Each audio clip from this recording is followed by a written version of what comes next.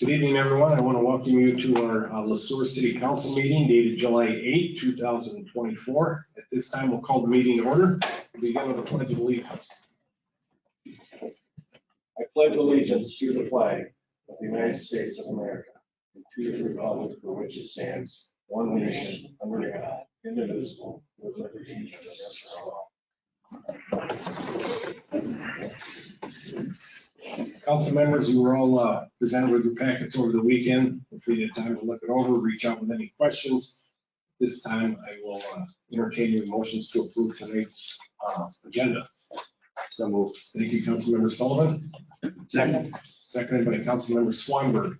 Any discussion, comments, concerns? If not, all those in favor? Aye. Anybody opposed? The ayes have it. Presentations. Mr. Rowley, do you want to introduce our speaker, please? I would thank you, Mr. Mayor, members of council. Tonight, we have Sueur Shepherd with Southern Minnesota Initiative Foundation, commonly known as Smith. A couple months ago, Smith reached out, just checking in to see if they could have an opportunity to come to a public meeting at some point and just share with the city council what their organization has been up to, how their impact is felt throughout Sueur County. And I told Forrest that'd be great, and then Forrest gladly assigned it to, or asked Sarah to come. So Forrest isn't here, Sarah's with us tonight. And Sarah, you should come forward and hear about Smith with the council. Thank you. But she's got some handouts. We did, I think maybe you printed it. I printed because I wasn't sure exactly what. Yeah, but Thank you. You're welcome, Sarah. Thank you. Thank you.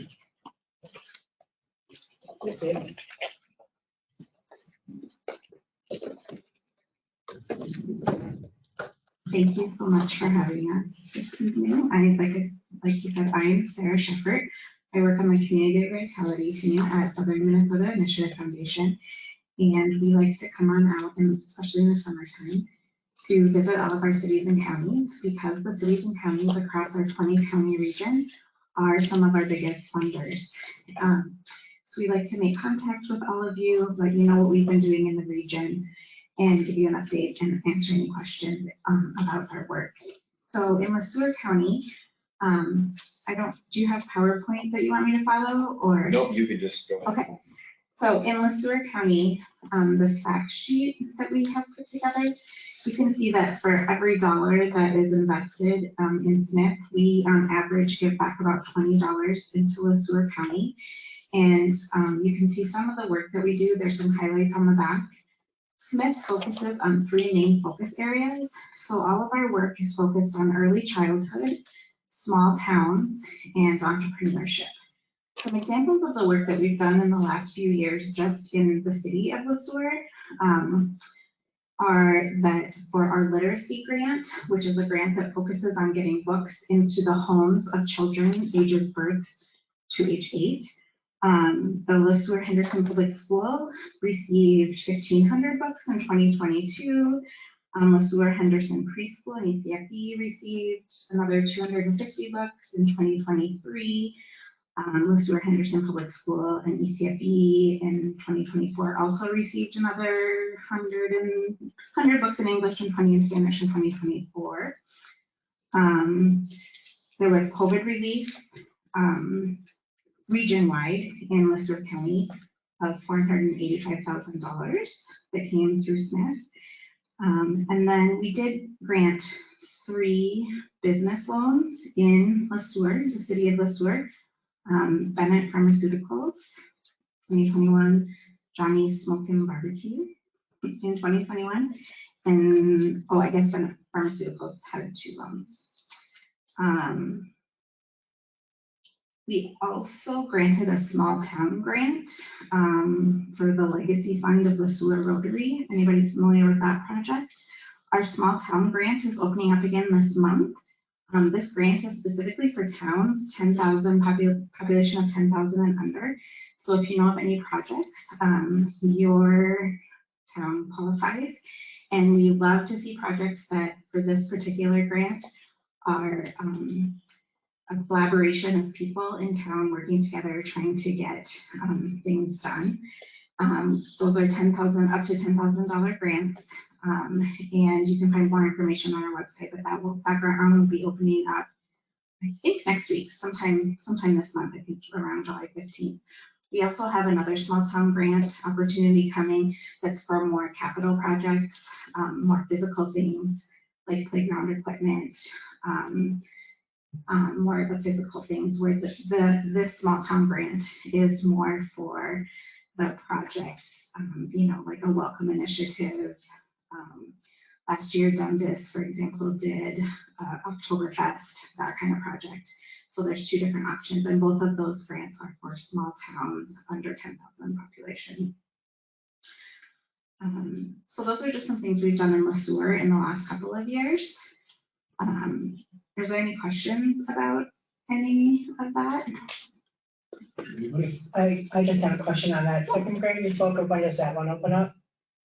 Oh, that one is, I'm not sure, because it's a new program that we're starting through some new grant dollars that we have. Okay, And so we're just meeting about it. It will, those dollars will be happening, but we don't have that before the end of the year, but we don't have that exact date yet. and is there a particular name to that grant, or? That's also be working out as well, but yeah. Thank you. Yes, you're welcome. Anybody else? Sarah, thank you very much. We Yes. appreciate your information. We appreciate your outreach program. Got lots of resources there for us. Do you have a website on here also? Yes, there is. It's listed. I'm trying to see if there's a. Inside. Yeah, www.smithfoundation.org, and it's on the bottom, on the bottom of this sheet. But if you just type in Smith, it should come right up as well. So thank you so much for your time. If you have any other questions, please reach out to me or Forrest, or Tim Penny is our CEO and president. Any of those people would love to answer any questions, and we thank you for your time. Thank you. Thank you. Thank you, Sarah.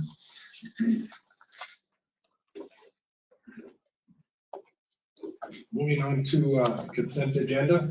Council members, all items on consent agenda are considered routine and been made available to city council at least 2 days in advance of the meeting. These items will be enacted in one motion. There will be no separate discussion of these items unless a council member or citizen so requests, in which event the item will be removed from the agenda and considered in normal sequence. Mr. Roby, do you want to go through this with us? I would. Thank you, Mr. Mayor. A number of items on tonight's consent agenda, 4 of which correspond with the Giant Day celebration coming up here in August. First is approval of city council minutes from the June 24th, 2024 regular meeting. Second is approval of disbursements through today, July 8th. Included in those disbursements are 3 items over $25,000. The first to MMPA for the June 2024 purchase power, $732,203.85. Second to Bremer Bank for the 2022A debt service payment of $76,118.75. And finally to WW Blacktopping for the full block paving portion of the 2024 street maintenance plan for $44,836. Item C, approval of the temporary on-sale liquor license for the Giant Days event. Item D, approve street closure application for South Park Lane for Giant Days. Item E, approve a public dance permit for Giant Days. Item F, approve a parade permit for Giant Days. Item G, approve an off-site gambling permit for the St. Peter Hockey Association, which is doing business as Full Block Youth Hockey Association. And item H, approve payment application number 20 for the Well 8 and Well House project. Very good. Any council members have any questions regarding tonight's consent agenda? If not, I will entertain a motion to accept tonight's consent agenda. So moved. I think it was Mr. Gibbet. Mr. Mark Huntington, Councilmember Huntington, and then second by Councilmember Swanberg. Any other discussion, comments, concerns? If not, all those in favor? Aye. Anybody opposed? Ayes have it. Moving on to public comment. I don't know if we have anybody signed up for public comment. Negative. Negative on that. Okay, so that takes us into the city administrator update. Mr. Roby, what do you want to share with us tonight? Thank you, Mr. Mayor. First, an update on the June and July now, 2024 flooding event. As always, public safety remains the #1 priority for the city, and public infrastructure and protection thereof the #2 priority. Just a couple of updates on that as the water has continued to recede, which everyone has noticed around town and around the region. First, the Mayo Park lift station. 2 weeks ago, as presented here at City Council, at the time that I presented, the lift station was in imminent failure status. And I know I did share email updates with City Council, but that did fail 2 weeks ago tomorrow.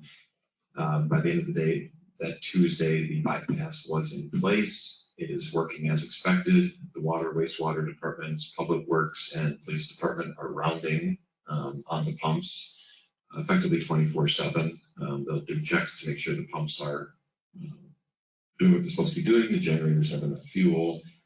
The lines have no leaks, etc.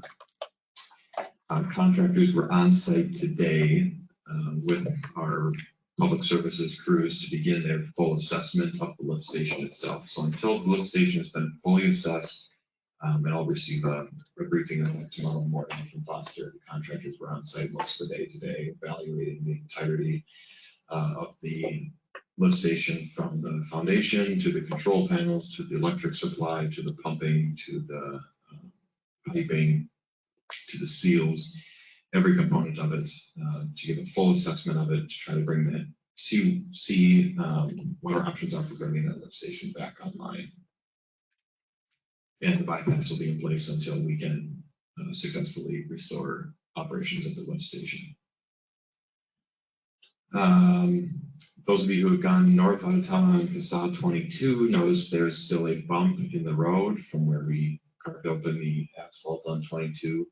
That bump will be in place as long as the bypass is there. As soon as the 93 reopens and the traffic on Facade 22 decreases a little bit, we're planning to do a 3-inch asphalt patch over that just to make the drive a little smoother for everyone. Speaking of 93, as most of you have likely seen from MnDOT's preliminary public reports, there was extensive damage to the roadway itself. We do know that last week they were doing some bridge inspections and they're doing roadway inspections. We do not have a report on the overall status of 93, nor do we have a timeline. We've reached out to MnDOT and asked them for an update. They've not provided one yet. And as you can imagine, MnDOT's very, very busy with lots of other damage assessments from the flood. So I promise they will get back to us as soon as they can. We'll continue to follow up with them. Railroad Street and Water Street, both gravel roads in the floodplain behind Hanger Pure and 500 North Main Street, suffered damage. Some are partially underwater.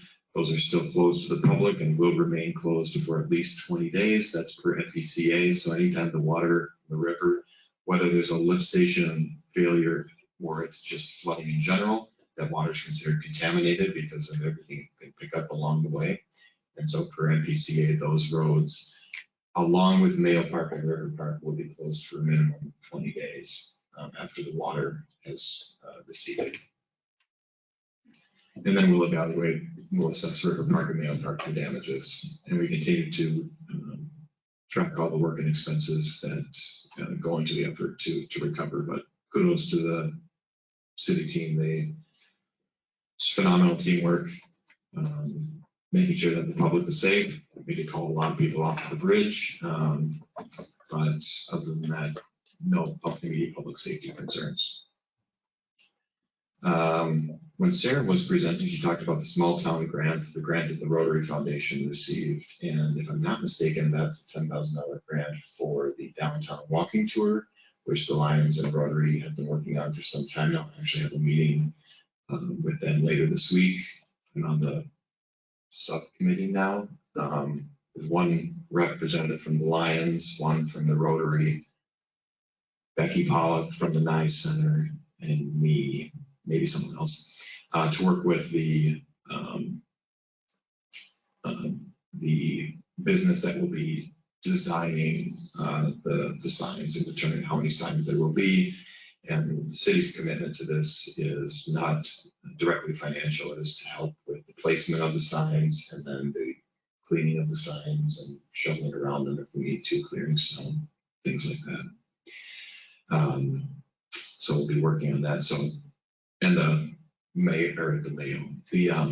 entrance sign, the mural on the north end of town, on the north side of Mr. Church's building, that was also done with a Smith Paint the Town grant, I believe. So I don't think she mentioned that one, but that was a number of years ago now.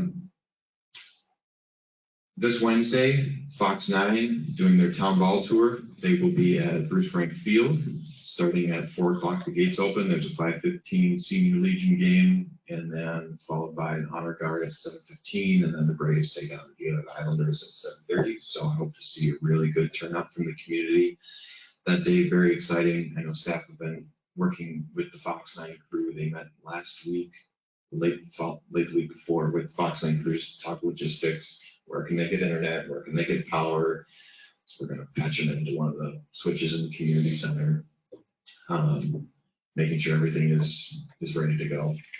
On that note, we've had a couple of questions. The cardboard dumpster that was in the community center parking lot is now downtown in what is commonly known as the Pizza Ranch parking lot.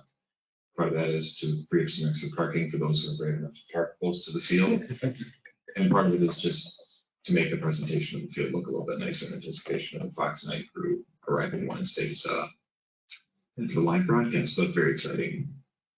And kudos to the community for pulling that together. The association, the Feenies, local businesses have put a lot of time and effort into that, working with city staff to make sure that the field is ready, the venue is set. It'll be a really nice showcase for the field. Speaking of the community center, I received an update. I haven't even shared this with Ryan yet, so sorry, Ryan. I thought of it as I was writing my notes, so now you can know too. I got a call last week from Senator Klobuchar's office saying that our request for funding for the community center was included in the draft of the House Appropriations Bill, which is one of the biggest challenges along this path from request to actual funding. What that final amount will be, we don't know yet, but it has, in Klobuchar's office, they equate it to the March Madness bracket. So we've moved on into, out of the pool of 64 into somewhere near the Sweet 16. The next round. Yeah. And the next update from either Angie Craig's office or Senator Klobuchar's office is anticipated in August or early September. Staff continue to work on housing development. There will probably be an update of the Planning Commission just with some basic information about some of the potential housing development here in town and some folks you might see around town doing some soil work. It's still very preliminary, so we can't share too much publicly yet. Planning Commission will be meeting this Thursday, specifically to talk about an amended CUP for Oak Terrace. Oak Terrace is planning to expand by 8 units, so they left space in their initial project to be able to build 8 additional units on the northeast corner. They submitted a CUP application to the city last year. Planning Commission reviewed it. We were ready to go, and then they stopped. But they are ready to go, and so this will see the Planning Commission review on Thursday. Had a really great meeting early last week with the school district about workforce development. So one of the things that our new EDA rep, Jack, will be working on is workforce development. He is a CETA employee, and he does workforce development work for TCU on contract with CETA.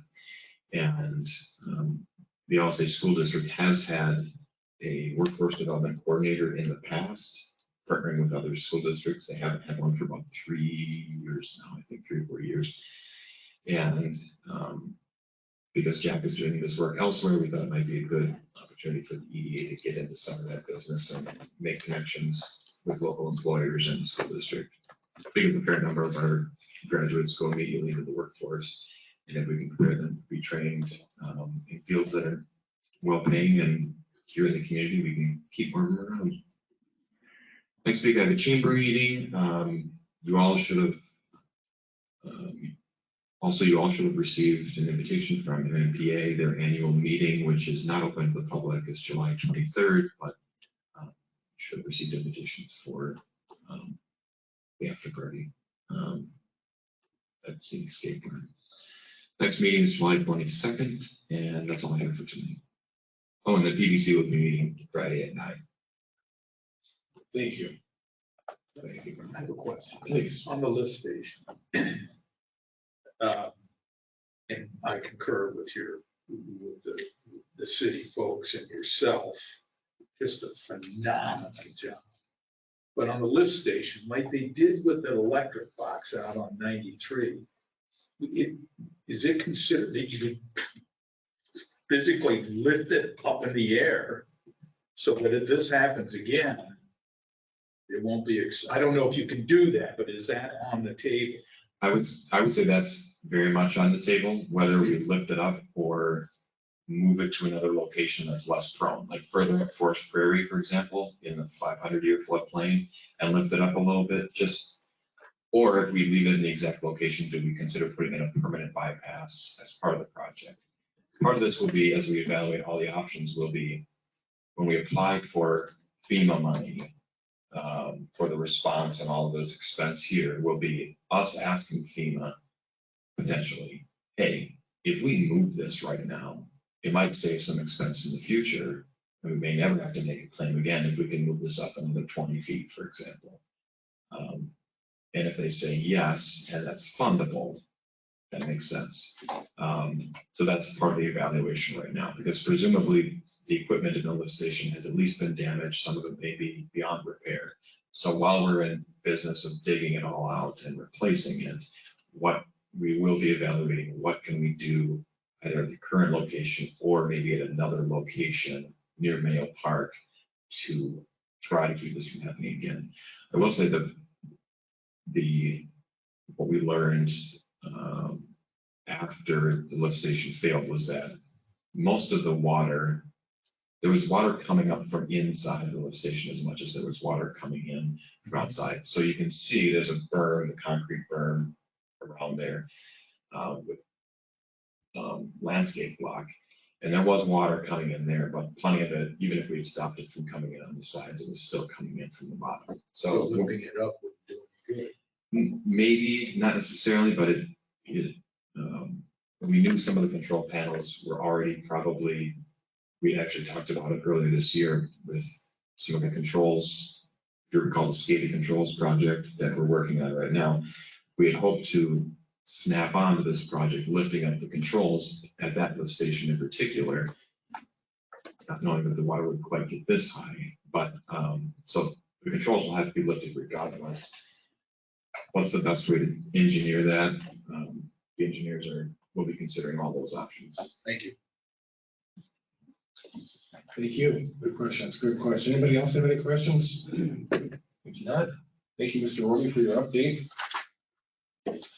Takes us into the regular agenda. And the first item on that is the consideration of the updated airport hangar lease agreement. Mr. Romy, we talked about this 2 weeks ago. Do you want to share a little more clarity on it, please? I would. Thank you, Mr. Mayor. At the request of Mayor Kirby, this was added to tonight's agenda following a conversation that the mayor and I had. And I had a really good conversation with Jack Roberts, who's a member of the Airport Commission, early last week. I believe it was Monday, if I'm correct, July 1st. And Jack's been on the Airport Commission for a number of years. Just talking a little bit more about the history itself of the agreement, both the current agreement, which is a legacy agreement. The language of that agreement is, as far as I can tell, at least 15 years old. Materially does not protect either the city's interests appropriately or the hangar owner's interests appropriately anymore. So just started with the need for the new agreement. And then talked about the process that we used at staff level to get from the Airport Commission recommendation to look at a new agreement. They're working very, very closely with the city attorney and two particular individuals who do own hangars at the airport and could share their insight from a development standpoint and an aviation standpoint, what would be beneficial to them to have in an agreement. And it was a long, arduous process, but ultimately very fruitful, where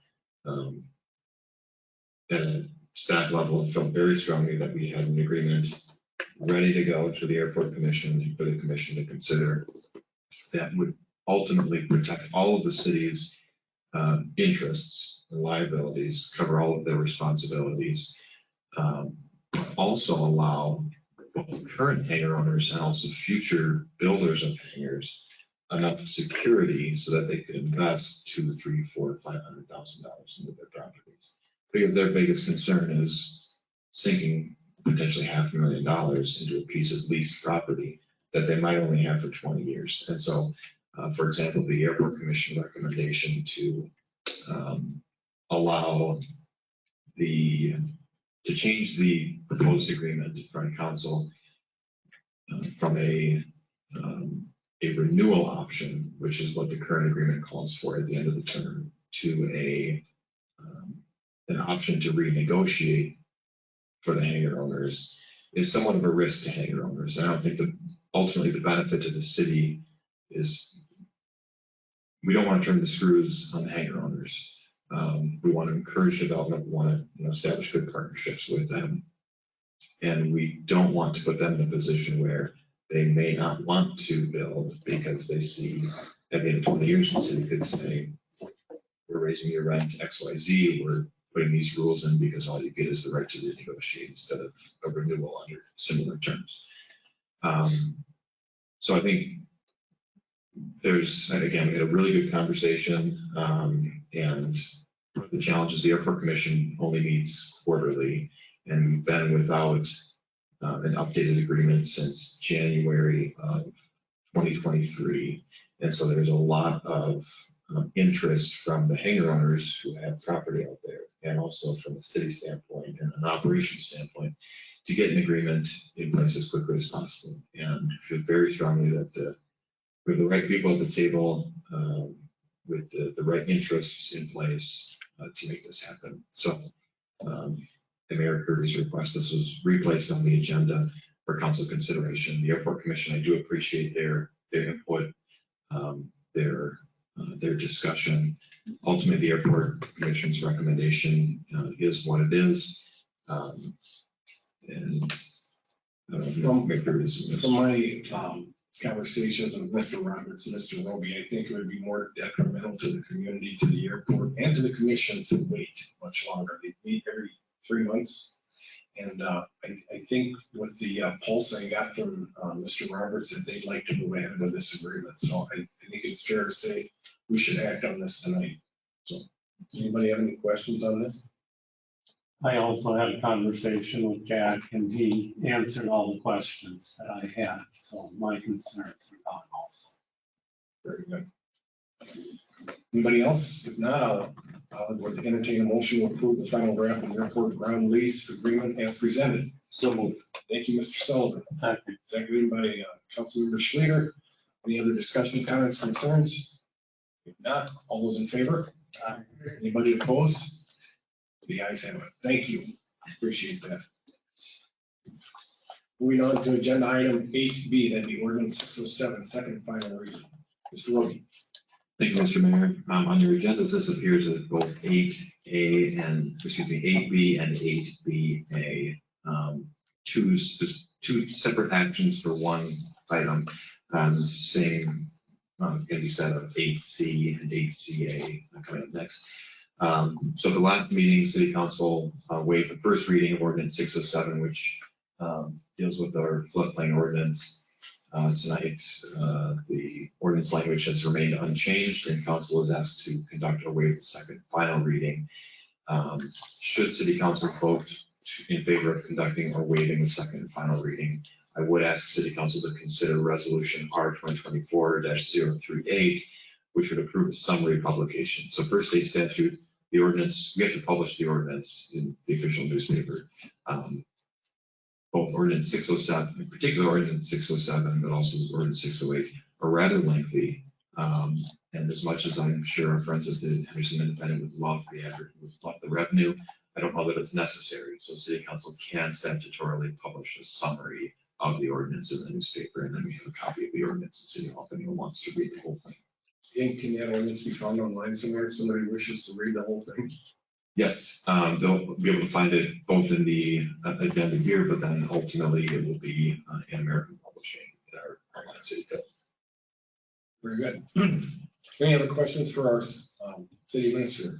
If not, I will entertain a motion to either read or waive the second and final reading of ordinance 607. Again, if you want to read it, you've got to read it. So any volunteers to read it?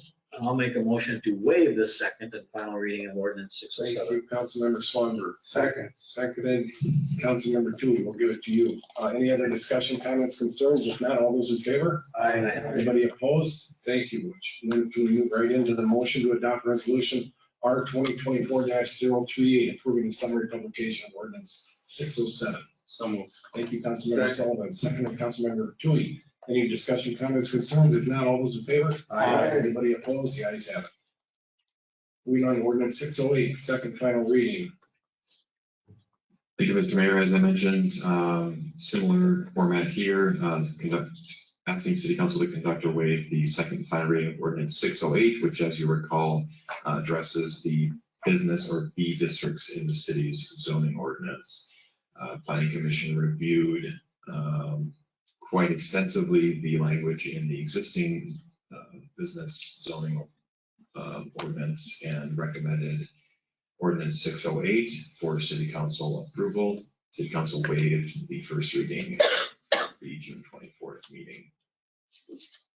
Thank you. Anybody have any questions for our city administrator? If not, I will entertain a motion to waive or a volunteer to read final reading of ordinance 608. Motion to waive. Thank you, Councilmember Tui. Second. Second, and we'll give it to Councilmember Williams. Any other discussion, comments, concerns? If not, all those in favor? Anybody opposed? The ayes have it, which takes us into resolution R 2024-039, approving the summary of publication of ordinance 608. So moved. Thank you, Councilmember Sullivan. Second. Second by Councilmember Tui. Any discussion, comments, concerns? If not, all those in favor? Anybody opposed? The ayes have it. Mr. Roby, you want to review this with us? This IUOE Local 49 Water and Wastewater MOA. Yes, thank you, Mr. Mayor. Members of council, this was presented as a late addition. We were waiting for formal action from the union, which came last week and didn't make it in time for the packet here. This is not a surprise item for staff. This was something that was discussed during negotiations for the 2024 and 2025 contract, but ultimately the union opted to not include a specific language around retirement and PTO and how PTO would be handled at retirement. Following the execution of that agreement in June, I heard from representatives of the International Union of Operating Engineers, Local 49, that the water and wastewater unit specifically wish to amend the CBA for PTO. So the union agreement as it stands right now allows anyone retiring to take any accrued PTO as a final payout. So effectively the final paycheck includes any accrued PTO. And it's been that way in the agreement as long as I'm aware. Legally, there are other options for that PTO. It can go, for example, into the Minnesota State Retirement System healthcare savings plan of the retiree. The agreement, though, can't give employees an option. It has to be either everyone in the unit takes it as a PTO payout, or they give it another treatment like an HCSP deposit. The union would like to change the collective bargaining agreement for a period of approximately 2 months to effectively remove the language around PTO being paid out and change it to PTO being placed into the MSRS Healthcare Savings Plan. So starting August 1st and ending September 30th, anyone in the water wastewater unit who retires in that 2-month window, their PTO would not be paid out directly. It would be deposited upon their retirement into their healthcare savings plan.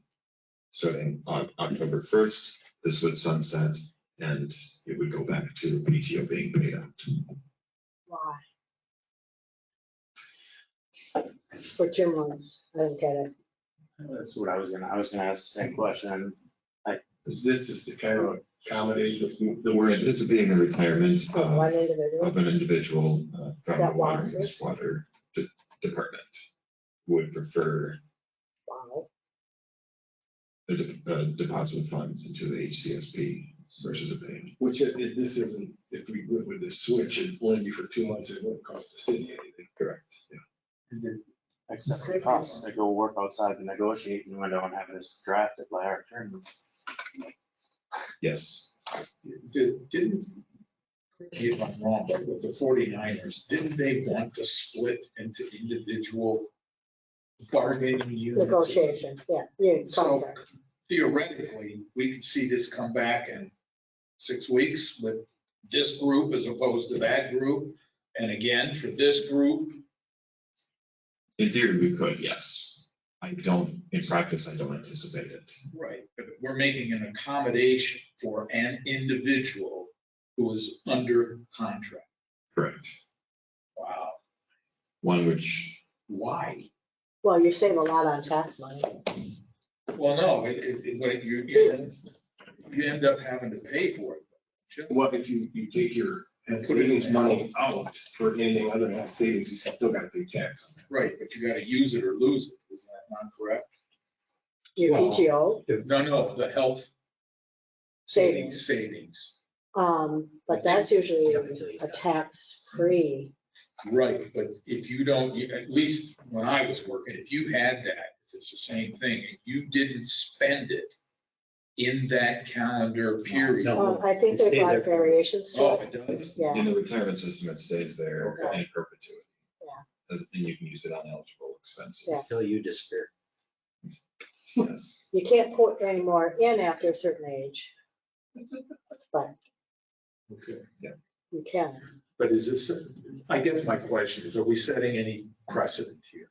No, so the MOA itself expressly states that there is no precedent set by this. So neither the union nor the city shall consider this a precedent setting agreement.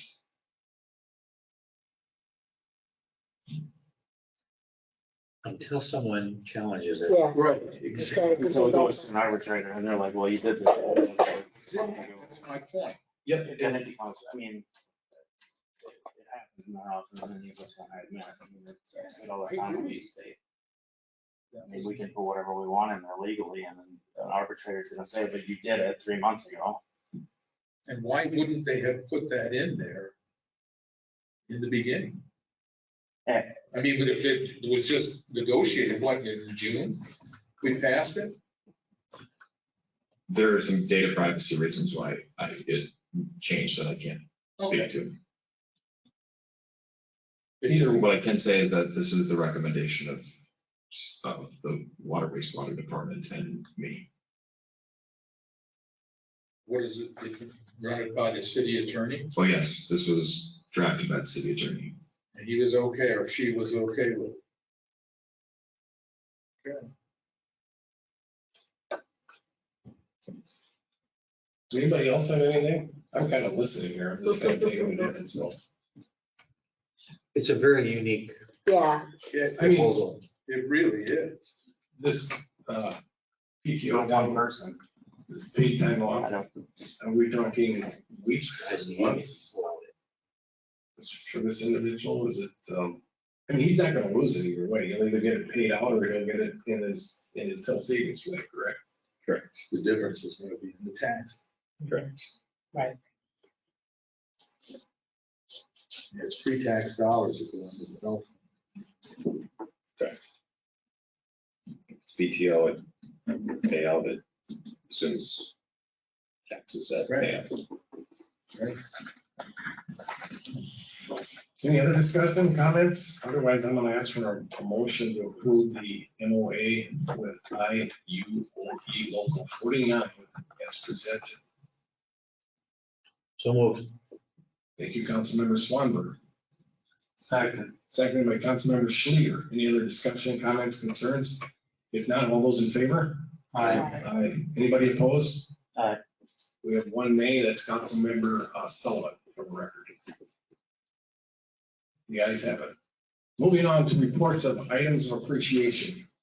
As always, we'll start with Councilmember Huntington. This is your opportunity to share what's going on in your community, what's going on with your commissions. I've got nothing. I think for Councilmember Huntington, Councilmember Schleer. I've got an upcoming planning commission meeting on Thursday. That's it. Thank you. Councilmember Sullivan. Fire commission last week, nothing to report. Transit meeting tomorrow at 2:30. Very good. Thank you. Councilmember Swanberg. Nothing tonight. Nothing. Councilmember Tui. Yeah, just want to reiterate, I think the city and Joe did a fantastic job under a lot of pressure. Well done. Thank you. Very good. Yes, it was a hectic week for him 2 weeks ago or a week ago. Councilmember Williams. Attended the RPAC meeting. They expressed some interest in maybe having an accessible playground. So I'm going to share that grant opportunity with the individuals that start talking about that. So that'll be nice. And it's a project that would involve a lot of entities, I imagine. So, and there was a lot of discussion about the Fox 9 town all day and the preparation that they're working collaboratively with Fox 9. So a lot of excitement around it. And again, I support what Mike had to say about working in times of disaster. I know what it's like, and I know the time that's involved and the commitment, and I appreciate all the staff and their willingness to step up and keep us all safe. Thank you. Thank you. I have nothing to share tonight. I'm looking forward to Wednesday night with the town hall celebration with Fox 9. I hope to see everybody out there. And I think I might be selling concessions here, so we'll see. No sampling. With that, I will entertain a motion to adjourn this meeting. So moved. Thank you. All those in favor? Seconded? All those in favor?